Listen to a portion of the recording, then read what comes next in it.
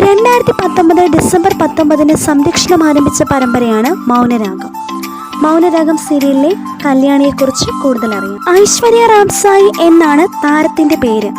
1994 July 25 താരം ജനിച്ചത്. ഐശ്വര്യ ഒരു തമിഴ്നാട് സ്വദേശിനിയാണ്.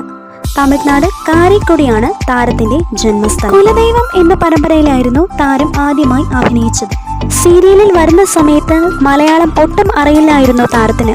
ഇപ്പോൾ താരം മലയാളം പഠിച്ചു വരികയാണ്. വീട്ടിൽ അച്ഛനും അമ്മയും 2 സഹോദരിമാരുമാണ് താരത്തിനുള്ളത്. മൗനരാഗം പോലെ തന്നെ ഐശ്വര്യയുടെ മറ്റു സീരിയലുകളും ഹിറ്റാണ്. താരത്തിന്റെ സഹോദരി തമിഴ് സീരിയലിൽ അഭിനയിച്ചിട്ടുണ്ട്. മൗനരാഗം എന്ന സീരിയലിലൂടെയാണ് താരം മലയാള സീരിയൽ രംഗത്തേക്ക് കടന്നു വരുന്നത്. ഇടയ്ക്ക് സിനിമയിലേക്കുള്ള അവസരം കിട്ടിയിരുന്നു. അതും താരം ഉപേക്ഷിക്കുകയായിരുന്നു. അതിൽ കുറ്റബോധമില്ല എന്നും താരം പറയുന്നു.